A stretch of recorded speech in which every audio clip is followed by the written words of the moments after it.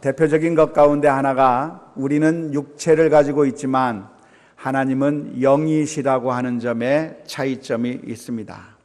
사람은 눈으로 볼 수 있고 손으로 만질 수 있는 반면에 하나님은 영이시기 때문에 우리가 눈으로 볼 수 없고 우리가 만질 수도 없습니다. 하나님은 영이시기 때문에 형체가 없고 또 우리가 볼 수도 없기 때문에 사람들은 하나님이 안 계신 줄 알아요. 보이지 않으니까 없는 것처럼 생각을 합니다.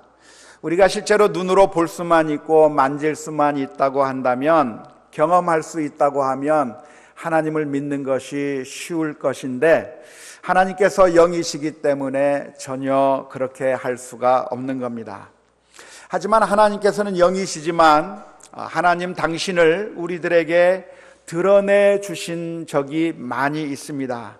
성경에 보면 하나님께서 우리들에게 자신을 드러내 주신 모습을 많이 살펴볼 수 있을 뿐만 아니라 또한 우리들에게도 직접 하나님께서 우리에게 나타나시지는 않지만 이 세상 자연 만물을 보면서 우리는 하나님의 지문을 발견할 수가 있게 되고, 그래서 하나님께서 정말 살아 계시고 존재하신다고 하는 사실을 우리가 잘 발견할 수 있습니다.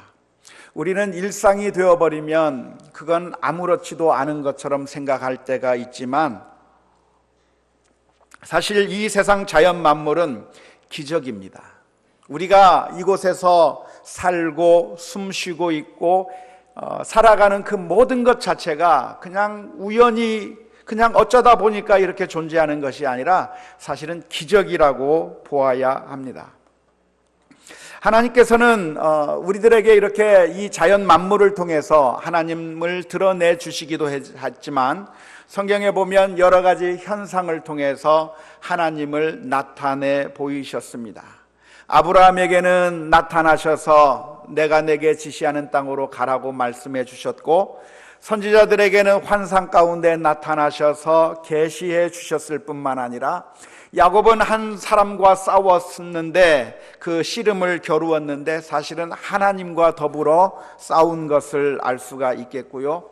모세에게는 떨기나무 가운데서 하나님께서 나타나셨고, 베드로에게는 환상 가운데 나타나셔서 내가 거룩하게 한 것을 너희가 속되다 하지 말라고 말씀해 주셨습니다. 바울 사도에게는 예수님께서 나타나셔서 내가 어찌하여 나를 핍박하느냐 말씀해 주셨고, 어린 사무엘에게는 사무엘아 사무엘아 부르시며 미래에 되어질 일들을 하나님께서 음성으로 들려주신 적이 있습니다. 하지만 우리가 기억해야 될 것이 있다고 한다면 하나님께서 이렇게 나타나시는 것은 지극히 예외적이었다고 하는 사실을 우리가 기억해야 합니다. 구약시대에도 하나님께서 자주 나타나신 것이 아니라 아주 극히 예외적인 경우에 하나님께서 나타나시고 하나님께서 계시하셨다고 하는 사실을 우리가 기억해야 하는 것입니다. 따라서 하나님을 보고 경험하고 소리를 듣고 환상을 보고 만지는 것이, 하나님을 이렇게 실제적으로 체험하는 것이 그게 정상인 것이 아니라 사실은 하나님을 보지 못하고 아무렇게도 느끼지 못하고 전혀 안 계신 것처럼 아무것도 없는 것처럼 생각되는 그것이 정상이라고 하는 사실을 우리가 기억해야 합니다. 성도님들 가운데서는 하나님을 좀 만났으면 좋겠다 생각하고 하나님을 직접 보아야 되겠다고 그렇게 간절히 사모하는 그런 분들이 많이 계시지만, 사실은 하나님을 직접 만나고 보고 하나님의 음성을 듣는 것이 그게 신앙에 있어서 정상적인 것이 아니라 사실은 하나님께서 나타나지 않으시는 것이 보통 하나님께서 하시는 일이시고, 극히 예외적인 경우에 선지자들에게, 극히 예외적인 경우에 하나님의 사람들에게 하나님께서 나타나셨다고 하는 것을 우리가 기억해야 하는 것입니다. 하지만 하나님께서 계시다고 하는 그 증거들은 우리 주변에 얼마나 많이 널려져 있는지 모릅니다. 우리가 이 지구를 바라보고 천체를 바라보고 태양을 바라보면 하나님께서 계시다고 하는 사실을 압니다. 우리가 생명체의 신비를 바라보면 하나님께서 살아계시다고 하는 것을 압니다. 태양이 수억 년부터 지금까지 단 한 번도 그 태양의 열기가 식지 아니하고 계속해서 끊임없이 우리에게 태양의 빛을 비추어 주고 있다고 하는 이 사실, 우리는 정말 설명할 수 없는 일이라고 생각을 합니다. 왜 지구는 기울어져서 자전을 하면서 태양 주위를 돌고 있는지, 하나님께서 그렇게 만들어 놓으신 것이 아니라고 한다면 왜 그렇게 돌고 있는지 우리는 이해할 수 없습니다. 우리가 이 지구상에 살고 있는데 만유인력이라고 하는 것이 있어서 우리가 지구 밖으로 떨쳐져 나가는 것이 아니라 엄청난 속도로 지구가 자전하고 있음에도 불구하고 우리가 지구상의 땅을 발을 붙이고 살 수 있도록 만유의 인력이 있는 것, 하나님께서 하신 것이 아니라고 한다면 설명할 방법이 없는 것이고, 우리의 인체의 구조가 이렇게 신비하게 만들어져서 우리의 몸이 건강하게 살아갈 수 있도록 신체의 기능들이 다양하게 작용하고 있는 모습을 보면 정말 놀라움을 금할 수가 없습니다.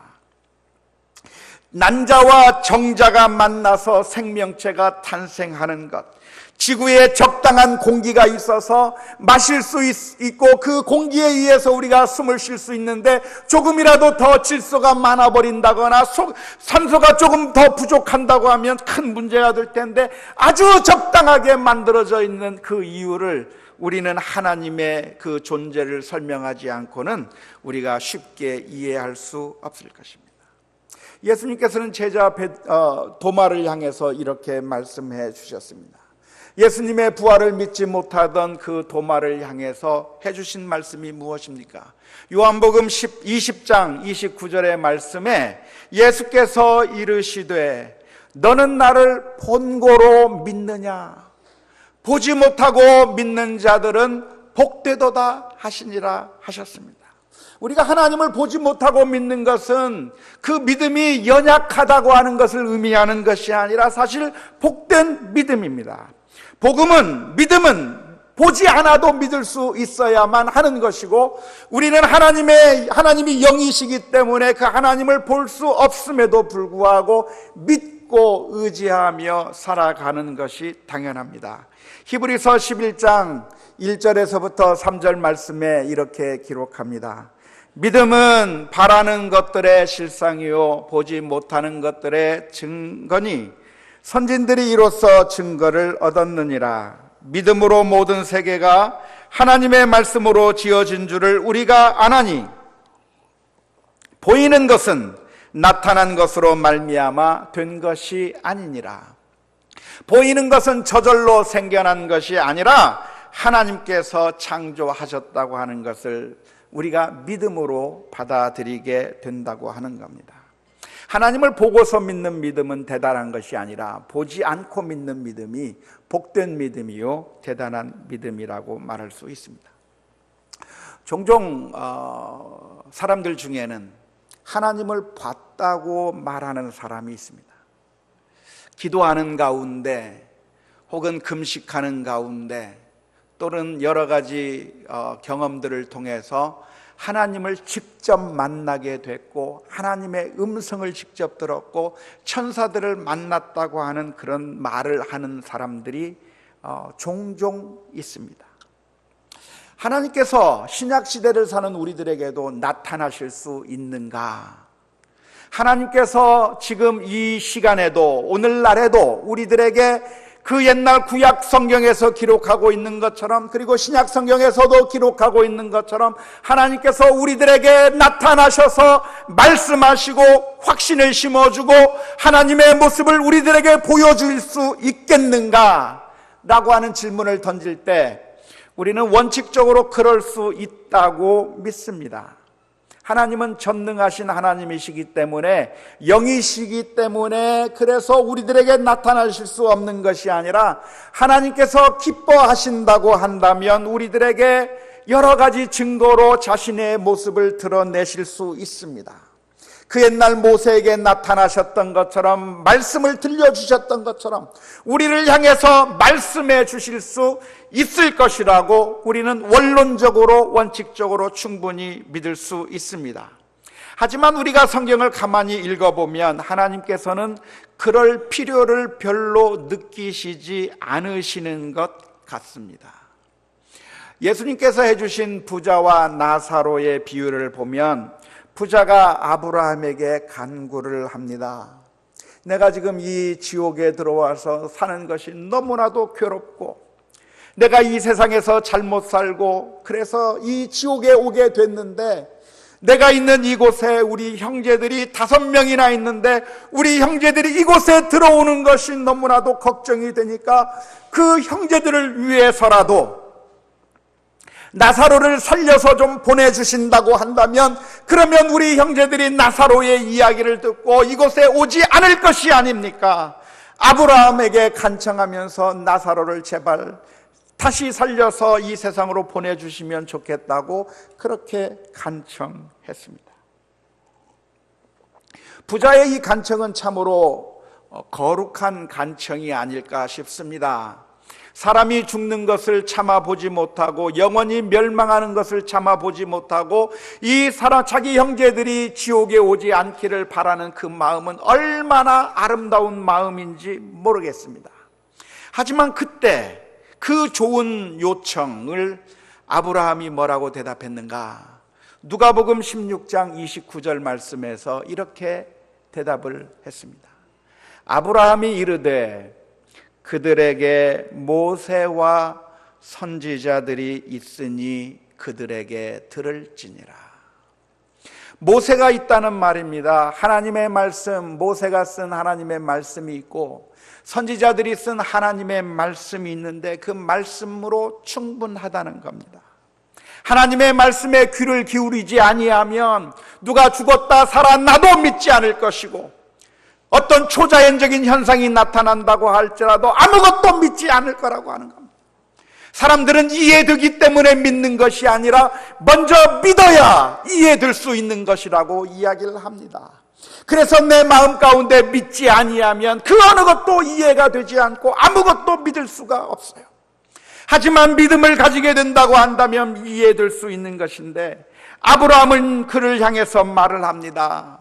성경 말씀으로 충분히 복음을 받아들일 수 있다고 말씀하고 있습니다. 따라서 하나님께서 우리를 구원하시기 위해서 필요 충분한 조건으로 성경 말씀을 우리들에게 주셨기 때문에 우리에게 더 이상의 어떤 초자연적인 역사가 우리에게 필요한 것은 아닙니다.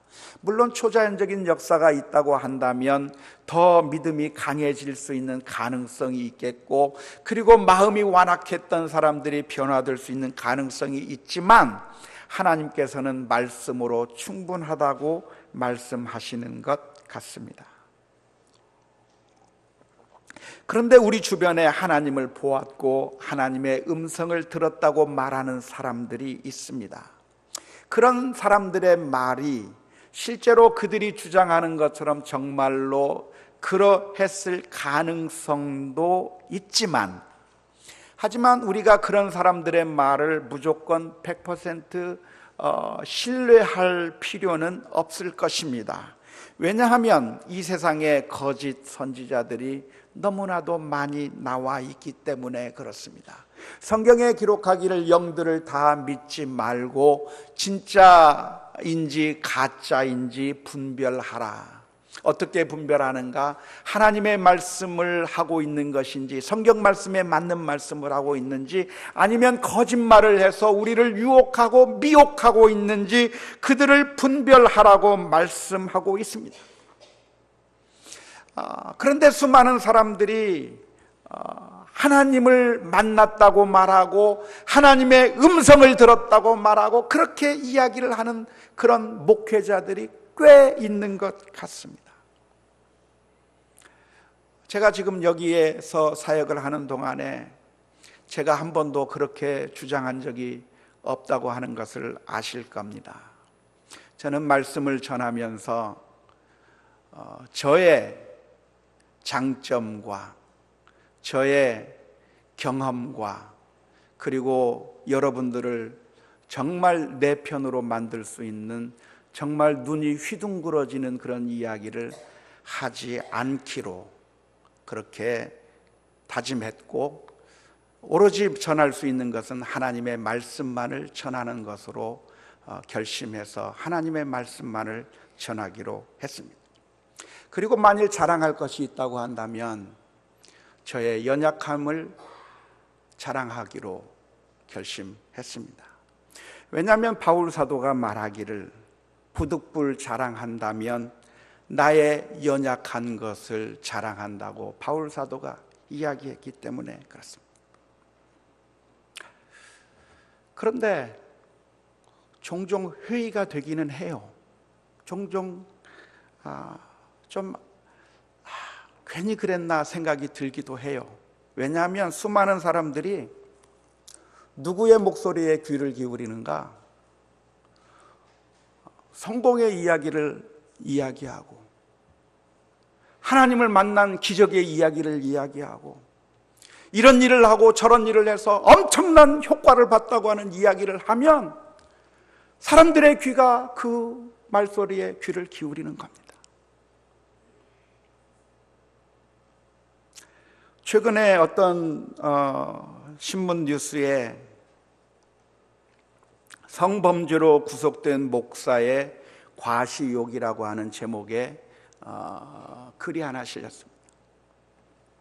그 목사는 강간미수로 구속이 된 목사인데요, 그분이 설교했던 설교의 내용 가운데 보면 얼마나 자기 자랑을 많이 늘어놓는지, 학력을 과장하고 교수 이력을 과장하고 14살 때 T.S. 엘리엇을 번역했다고 하고 대학 총장 자리가 7번 왔지만 다 주님을 위해서 거절했다고 말하고 이런저런 정말 감동되는 이야기들로 자기 자신에 대해서 이야기할 때 놀랍게도 수많은 사람들이 그 사람의 설교에 아멘하고 환영하고 정말 훌륭한 목사라고 생각하면서 따라가는 그런 모습을 보면서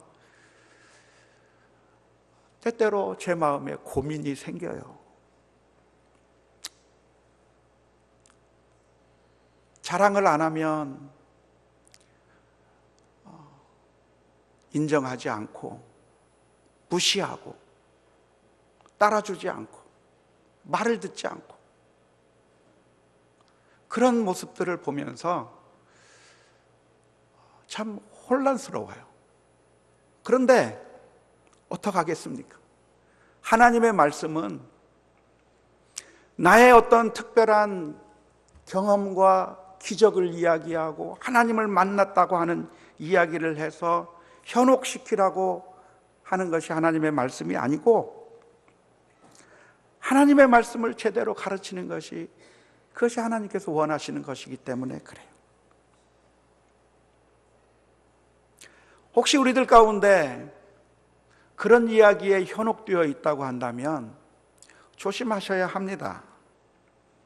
하나님을 만났다고 말하고 꿈에 하나님의 음성을 들었다 말하고 기적을 보았다 말하고 하나님께서 환상 가운데 나타나셨다고 말하는 것이 전혀 불가능한 것이 아님에도 불구하고 하나님께서 하시려면 하실 수 있는 것임에도 불구하고 그런 말에 우리가 쉽게 현혹되어 넘어갈 것이 아니라 과연 그 입에서 나오는 말씀이 하나님께서 우리에게 가르쳐 주시는 말씀과 맞는지 안 맞는지 분별해 가면서 그 말씀을 우리가 들어야 될 줄로 믿습니다. 성경 창세기를 보면 그런데 하나님은 영이신데 그 영이신 하나님께서 우리 인생들을 창조하실 때 하나님의 형상대로 지으셨다고 하는 말씀이 나옵니다.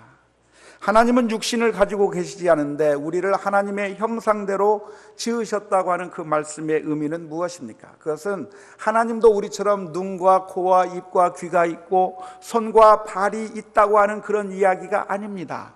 성경을 읽어보면 하나님의 손이 짧아졌느냐, 하나님의 그 손에 대해서 이야기하고 하나님의 불꽃 같은 눈으로 바라보신다고 말하면서 하나님의 눈에 대해서 이야기하고 있는 것 같지만 그것은 다 우리가 이해하기 쉬우라고 해주는 우리 인간들을 이렇게 빗대서 만드는, 그렇게 표현하는, 쉽게 이해하라고 하는 표현이지 하나님께서 우리와 똑같은 육체를 가지신 하나님이 아닌 겁니다.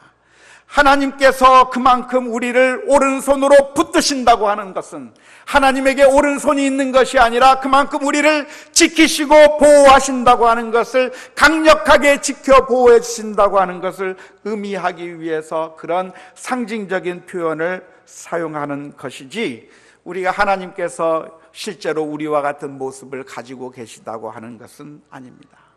하나님께서 우리를 하나님의 형상대로 지으셨다고 하는 말씀은 우리가 하나님의 자녀라고 하는 사실을 드러내 주십니다. 우리가 자녀를 낳으면 우리의 자녀들이 똑 부모를 빼어 닮은 그런 아이가 탄생하는 것처럼 우리가 하나님의 형상을 가지고 있다고 하는 이야기는 하나님께서 우리를 자녀로 인정하시고 하나님께서 우리를 자녀로 만들어 주셨다고 하는 겁니다. 이 세상 자연 만물, 동물과 식물들은 하나님의 형상을 가지고 있지 않지만 우리 인생들만큼은 하나님께서 형상을 가지고 만드셔서 하나님의 자녀로 삼아 주셨다고 하는 그런 말씀이 바로 하나님께서 우리를 하나님의 형상대로 지으셨다고 하는 표현입니다. 그러면 영이신 하나님을 우리는 어떻게 관계해야 합니까? 사람이신, 사람의 육체를 가지고 있는 분과는 우리가 관계하기가 편한데 아무것도 보이지 않고 만질 수도 없고 우리들에게 우리가 말하는 것을 대화하기도 정말 힘든 그런 하나님, 정말 아무것도 보이지 않아서 마치 존재하지 않는 것처럼 느껴지는 그 하나님을 우리가 어떻게 관계해야 합니까? 첫 번째는 우상을 만들지 않아야 합니다. 출애굽기 20장 4절에서 10계명에서 가르치고 있는 것처럼 하나님께서는 하나님의 형상을 그 어떤 땅 위의 형상이든지 땅 아래의 형상이든지 그 어떤 형상으로도 만들지 말라고 말씀하고 계십니다. 왜냐하면 하나님을 이런 형상으로 만드는 것은 그만큼 하나님을 모독하는 것이 되기 때문에 그렇습니다. 사람을 개에 비유하면 모독이라고 생각하는 것처럼 하나님을 인생에 이 우리들이 볼 수 있는 육체적인 어떤 것으로 만들면, 하등생물로 만들면 하나님을 욕하고 폄하하는 일이 될 것이기 때문에 우리는 우상을 만들지 않아야 합니다. 두 번째로 하나님이 영이실 때 우리는 어떻게 관계할 수 있는가? 영과 진리로 예배해야 합니다. 요한복음 4장 24절 말씀에서 이렇게 가르칩니다.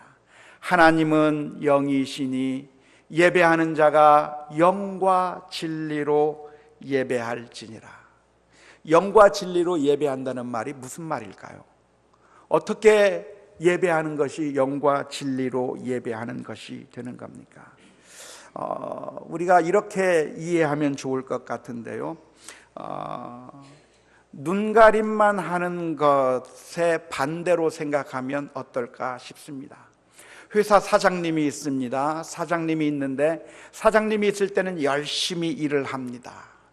하지만 사장님이 사라지고 나면 그러면 열심히 일하지 않는 그런 직원들이 있습니다. 왜 그렇습니까? 사장님은 영이 아니시기 때문에 그렇습니다. 영이 아니시고 육체를 가진 사람이기 때문에 여기에 계시지 않고 다른 곳에 옮겨갔다고 한다면 영이 아니시기 때문에, 육신이기 때문에 지금 보이지 않는 이곳에서 우리가 최선을 다할 이유가 없는 것처럼 느껴지는 겁니다. 하지만 영과 진리로 예배한다고 하는 말은 하나님께서 보이지 않는 것처럼 느껴지지만 그 순간에 하나님 앞에 신실하게 살아가는 것을 의미합니다. 5달란트 받은 종, 2달란트 받은 종은 종이 먼 나라에, 그 주인이 먼 나라에 여행을 가버렸지만 주인이 없기 때문에 그냥 펑펑 놀면서 열심히 일을 하지 않은 것이 아니라 마치 주인이 보고 있는 것처럼 열심히 일을 해서 나중에 주인이 돌아왔을 때 그 얻은 모든 소득을 보여주면서 주인에게 칭찬을 받았던 것처럼, 영과 진리로 예배한다고 하는 것은 우리가 살아가면서 우리의 삶 자체가 하나님 앞에 예배가 될 터인데, 마치 하나님이 내 앞에 계신 것처럼, 하나님이 나와 함께 계시고 나를 바라보고 계시는 것처럼 그렇게 사는 것이 영과 진리로 예배하는 것이라고 말씀하고 있습니다. 이것이 바로 미신과 하나님과의 큰 차이점이라고 말할 수 있습니다. 갓바위 앞에서 비는 사람들은 갓바위 앞에서는 열심히 빌 수 있겠지만 갓바위를 떠나게 되면 더 이상 빌 필요도 없고, 그리고 마음대로 살아도 되는 겁니다. 그저 갓바위 앞에 있을 때만 빌기만 하면 되는 겁니다. 하지만 영이신 하나님은 그 어느 곳에도 계시기 때문에 우리가 항상 예배하며 하나님 앞에 나아가야 될 것입니다. 마지막으로 영이신 하나님을 우리가 어떻게 관계해야 되는가? 그것은 우리가 하나님을 바라보면서 고아와 과부를 돌보는 것이 영이신 하나님과 바르게 관계하는 것이라고 말할 수 있습니다. 야고보서 1장 27절 말씀은 이렇게 기록합니다. 하나님 아버지 앞에서 정결하고 더러움이 없는 경건은 곧 고아와 과부를 그 환난 중에 돌보고 또 자기를 지켜 세속에 물들지 아니하는 그것이니라.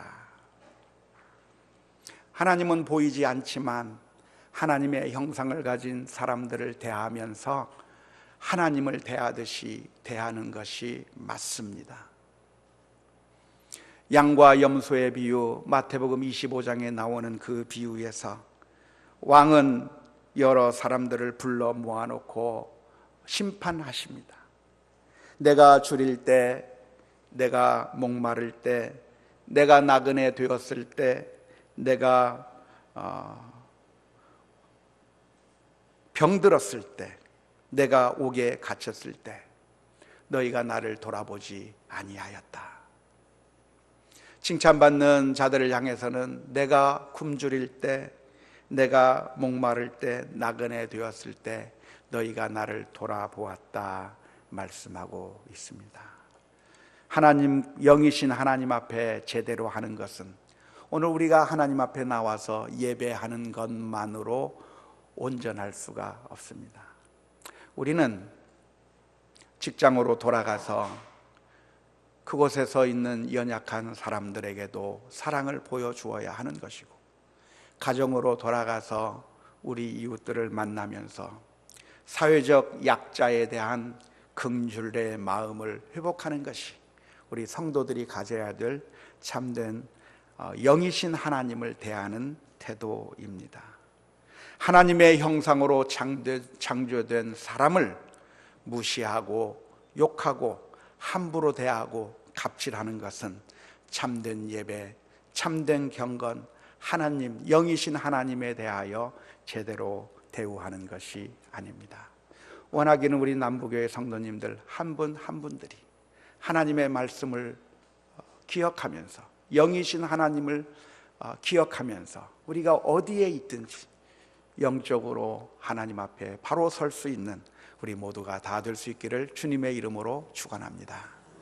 기도하겠습니다. 하나님 아버지,